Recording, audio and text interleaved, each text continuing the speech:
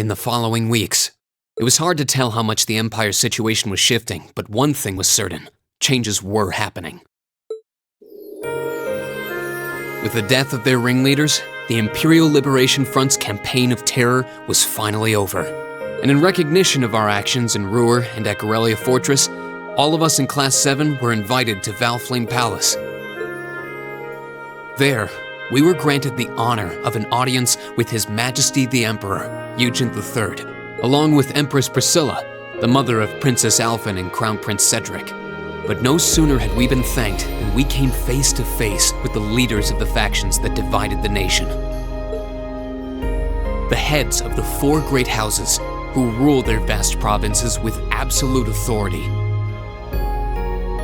And the Chancellor and his close ally, Governor Regnitz, who brought reforms to Heimdall and expanded the railways. Both sides were quick to offer us words of praise, but just as quickly turned to criticize each other's role in the crisis. Eventually, His Majesty was forced to step in and rebuke both sides, clearly disgusted by their behavior. As it stood, the terrorists' defeat made it difficult for their supposed supporters in the noble faction to act openly, while Crossbell's push for independence was causing enough of a stir over there to keep the reformists busy. With both sides tied up, it looked like the Empire was in for a long overdue respite from its perpetual conflict. We'd finally gotten all the details for our concert performance worked out, and Elliot announced that we'd be doing 2 songs, a duet between Machias and Eustace, and a solo by Emma. To no one's surprise, all 3 of them were quick to raise objections, but after Crow and Elliot explained their choices and how their master plan would win over the audience, the rest of the class was totally on board, leaving our new vocalists to resign themselves to the inevitable. Unfortunately, with the good times came some sad news as well. It turned out that Marquis Ragnar was furious at Angelica for her part in what we did at the mine, and as a result, she was forced to leave the academy. Contrary to the official statement, her withdrawal was to be permanent. Before she left, she asked me if I'd look after the orbital bike for her. At first, I didn't want to. It felt like I'd be accepting that she'd be gone. But after thinking it over, I finally agreed. With so much going on, we decided to take Prince Olivert up on his proposal of a brief vacation north in Ymir. It proved to be quite an eventful trip, and it really drove home just how much we'd come to mean to each other. I'd tell you all about it, but we'd be here for hours. Maybe another time.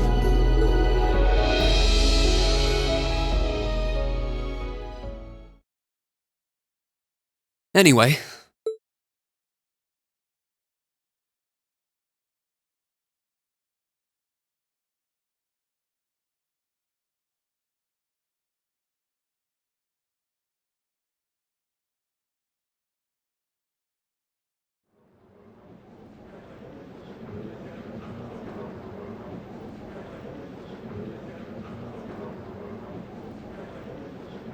Could I have your attention, please?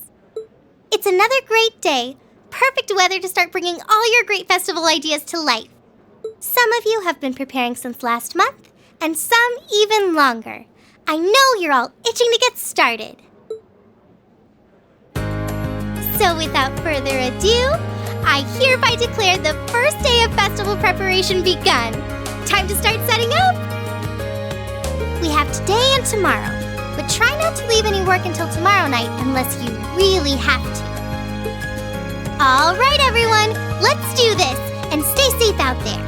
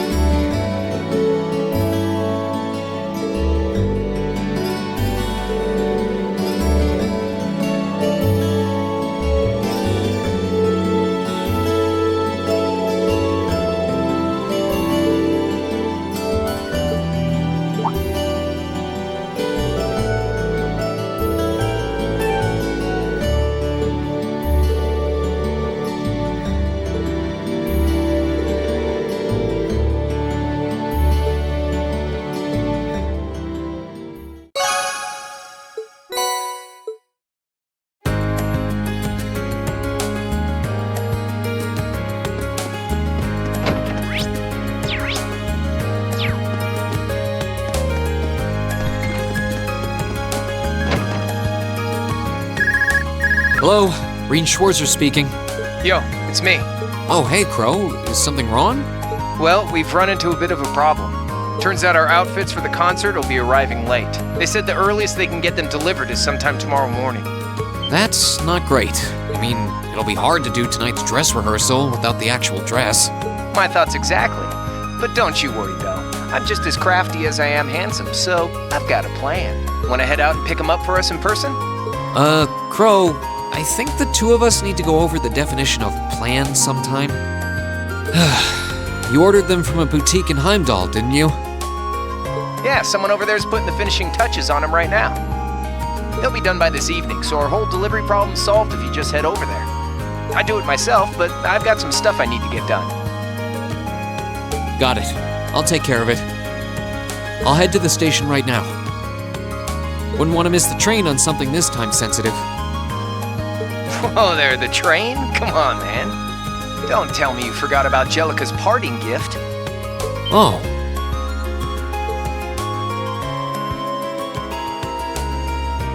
You're right. It'd probably be faster to get to Heimdall by bike than by train. Okay, bike it is. Besides, if I cut down on my travel time, I could put more work into the festival. Even when I give you something cool to do, you find a way to make it dorky. Oh yeah, you should take someone with you too. You're bringing 11 outfits back here, and that's not exactly going to be easy on your own. That's true. It'll be a lot easier with the sidecar too. Okay, leave it to me. Cheers! Okay, I guess I've got a little more wiggle room to help out around here. I'll head to the engineering club to ask George to lend me the bike once I'm done.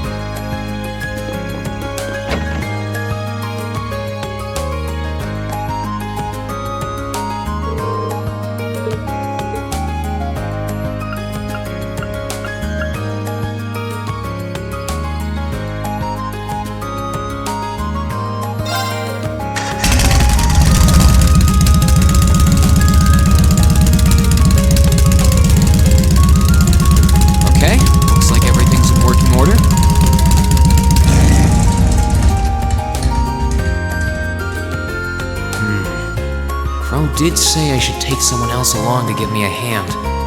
Not sure how busy everyone is, though. Let's see. Who should I try asking first?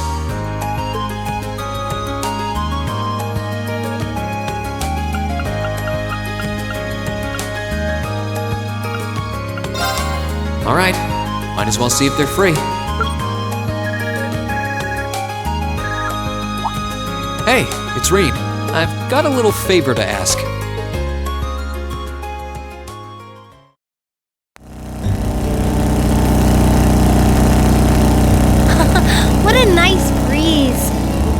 Figured that Angelica's bike would be something special. If I let her soup it up the way she wanted, it'd be unsteerable by human hands. Anyway, are you sure you're okay to come out with me? The lacrosse club's supposed to be preparing the field, isn't it? It's no trouble. We're almost done anyway, and Ferris in the second year has agreed to finish the rest. Besides, if I'll be wearing one of these outfits on stage, I might as well be there when we make them up. True. You're one of our backing vocalists, so I'm sure you'll catch a lot of eyes. This is some vehicle, though. You can really tell that the Roer Institute of Technology had a hand in developing it. I think trains are too convenient for bikes to break into the mainstream, but I can see them developing a cult following. Only you would give the bike a technical and marketing analysis. It sure beats you asking about the outfits, though. Did you say something? That was just the wind.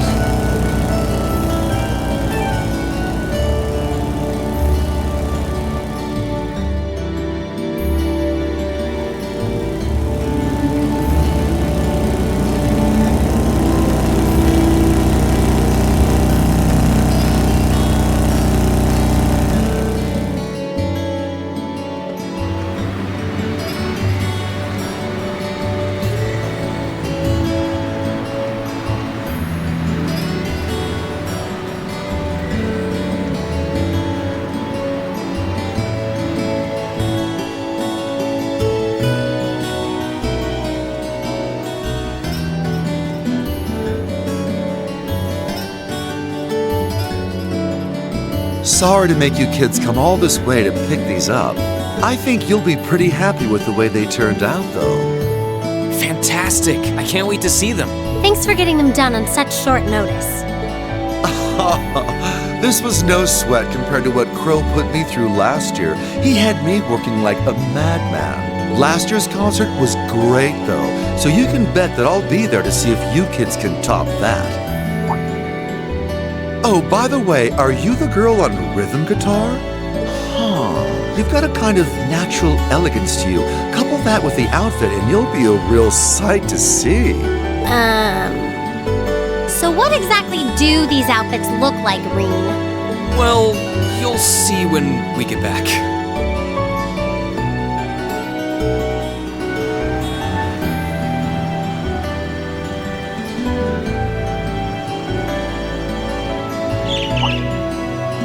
A bird?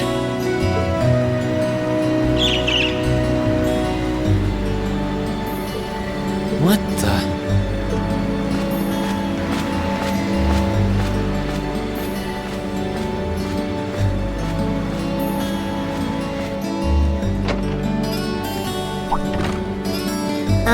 Rean, are you still with me? You just started zoning out. Oh, it's nothing. There was just a strange bird on that lamppost over there. Strange enough to get you daydreaming? Well, I've never seen a bird with feathers that color before.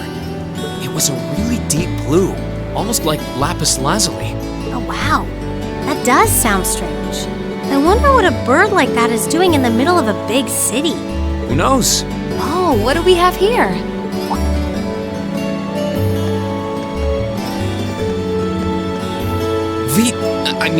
Misty. Is she an acquaintance of yours? Her voice sounds kind of familiar, though. It's been a while, hasn't it, Rean? Thanks for not using my real name. If people here in the capital were to overhear you, I'd be drowning in fans in no time flat. Sure. Mum's the word. Fancy meeting you here, though. I assume you're here to shop? You guessed it. This store does have a branch in Trista, but this one has a much better selection. What about you? Why are you lugging 2 suitcases around? You two getting a jump start on a romantic weekend getaway? No way, never! Let me explain. Wow, a concert, huh? That sounds like a blast. I'd love to drop by the festival and see it myself. I might be able to go if I can free up a bit of space in my schedule. It'd be great to have you. Although I can't imagine a professional like you would be terribly impressed. Oh, don't be silly. Great music comes from the heart. Whoops, lost track of the time. I better get going. Well, bye for now. Be sure to tune in tomorrow. Of course, I always do.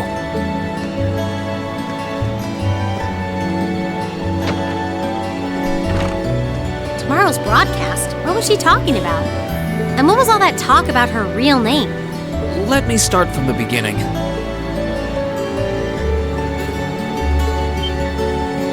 Wait, that was the Misty from Abentime? Wow, I never would have guessed that Vita, Clotilde, and Misty were one and the same. You'd think it would be obvious since their voices are so famous, but it's pretty hard to tell. Hold on. Tomorrow's Friday, isn't it? They only broadcast Abentime on Sundays. You're right. Maybe she's going to appear on some other show? Well, it doesn't matter. We should head back to Trista. I'm sure everyone's waiting for us. Good idea. We still need to try on our outfits, too. Yeah. But before you do, you have to promise not to get mad. Oh, what kind of outfits did you design?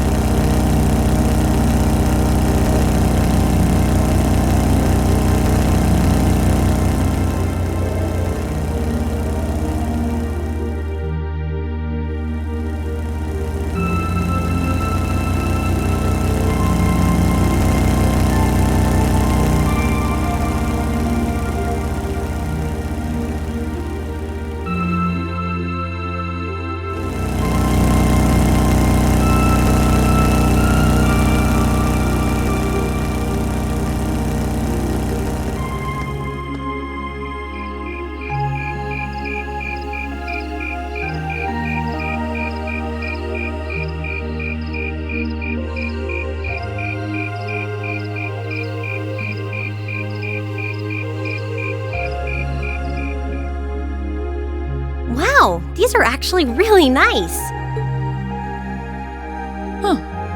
They're a bit more revealing than I would have chosen, but at least the design itself is reasonably tasteful.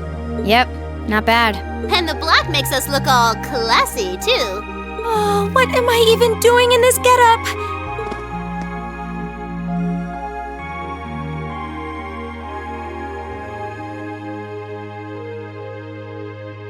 Wow! That makes your boobies look even bigger! Wow, you look stunning. That's seriously hot. Oh, I knew I shouldn't have trusted the boys. I think it's perfect, and letting your hair down adds just the right amount of mystique. Nice work on the styling, Sharon. Thank you, my lady. I think you all look beautiful. Wow, you all look even better than I was hoping. Well, you all look the part of dashing gentlemen yourselves. It seems like you took your inspiration from the traditional dress of the imperial court. You look like rejected princes from a children's book. But it kind of works. I feel a little bad for you guys. Your uniforms don't have those little personal touches like ours do. Well, considering the time we had to work with, we had to settle for all us guys just wearing the same thing. No one's gonna care what the guys are wearing. It's better to bring out each girl's charms and let the boys just sort of fade into the background. That's called knowing your audience, boys and girls. I see how it is. We're all different heights and have different hair colors, so I think we're better off with a standardized look. I'm no stranger to cuffs, epaulets, and overdone embroidery, but it looks preposterous to see you wearing such finery, even if it is just a costume. Hey, I didn't ask for this. What sane man would want to dress like a noble? Besides, I hope you haven't forgotten that we'll be singing in these outfits together. Sadly, despite my earnest attempts, I haven't. All right, are you ready to practice the night away? We've only got a day and a half left, and that's if you include today. No time to waste. And that's why none of us are leaving this building until we can do a perfect run-through of our whole set. I don't think he's going to take no for an answer. You're like a drill sergeant when it comes to music. I hope you're not starting to take after Nightheart. We're not sleeping tonight, are we? I'll be sure to bring you all a nourishing dinner later this evening. That's not the problem here. Well, I suppose there's not much more we can do than buckle down and give it our best shot. Fine. I suppose I'll just have to cast my shame to the wind and go through with it. Aww. It's not like I want to wear an outfit like this, but I might never get a chance again, so come on, Emma. Just grin and bear it. Oh no, I think we broke Emma. Maybe we ought to leave her be for a while. Look at them all, yammering on without a care in the world. I can't believe they actually convinced her to wear that outfit, too. Though, I suppose it does look rather bewitching. The conditions have all been met. Is this just the calm before the storm?